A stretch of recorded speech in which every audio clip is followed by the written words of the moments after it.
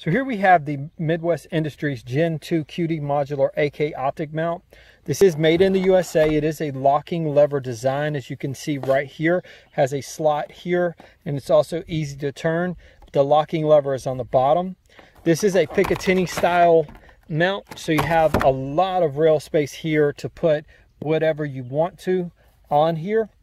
It's also fairly lightweight because it's, you know, cut out. They could have made this a little bit beefier if they wanted, but they made it really heavy duty and still lightweight. This will be over kind of the center of your rifle, so it shouldn't hurt a lot, and it might even help tame some recoil.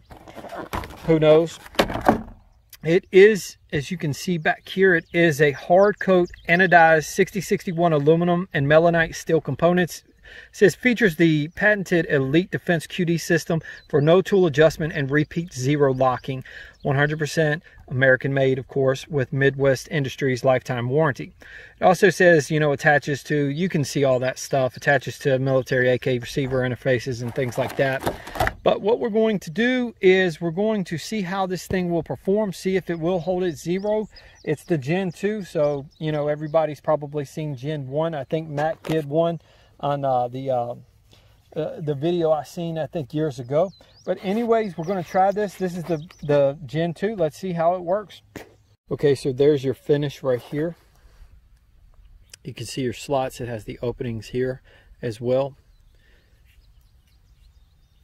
Right here on the bottom, this will rub off. It does have some spots as well where I'm sure that'll probably rub off.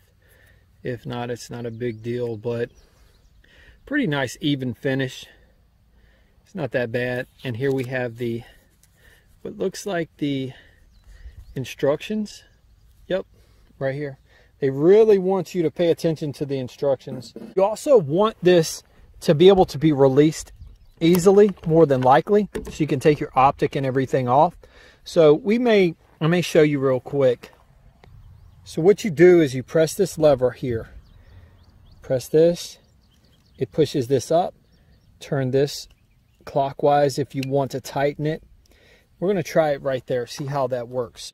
So we're going to slide on here like so. Make sure that you're on it, and then tighten this. Snaps into place. Should be good to go, as you can see right there. Right here you'll have two screws, as you'll see right here. You'll have one right here, one right here, and that is to align your center line on your, that aligns your center line on your Picatinny rail to your receiver. This is what I'm talking about right here, the center, so it aligns with your sights.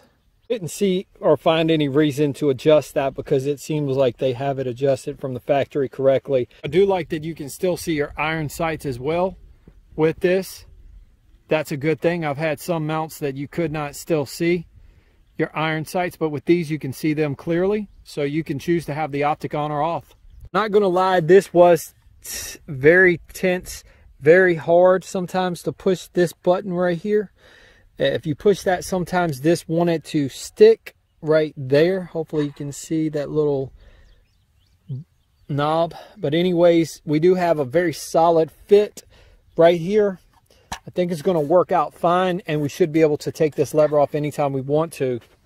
So one of the only downsides of having a mount like this that's a QD mount is that, you know, you're afraid that it's going to lose zero when you take off the mount. You know, you press this lever here and then take the locking lever down, and when you do that, you're afraid, okay, is it going to hold zero? So we're going to test out, will it hold zero?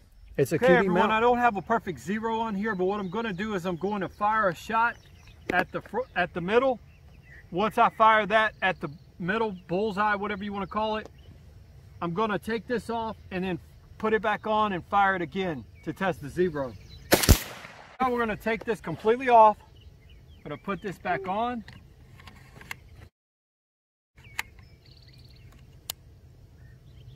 So now we're going to fire this one more time. Okay, let's go check it out. This is what we have here and then here.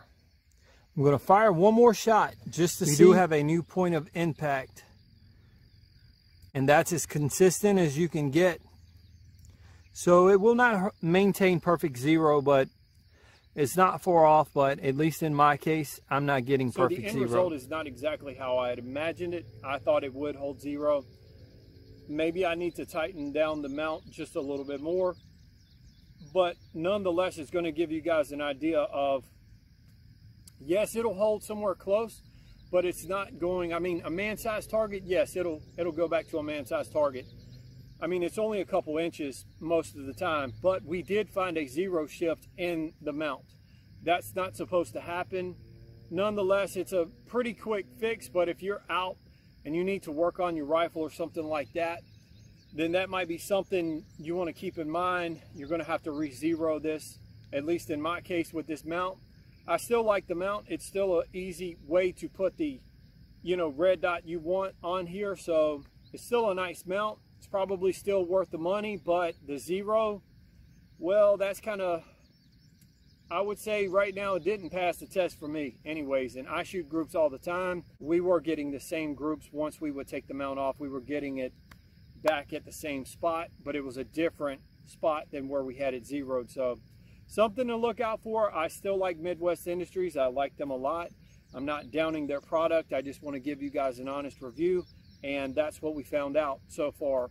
It's not like the ammo, if we would have shot again and it would have went back to zero or went somewhere completely different, that's one thing. But if you're getting the same point of impact at a different place, well, then you have zero. So anyways, if you like the video, guys, please like and subscribe and share if you know anyone interested in this content.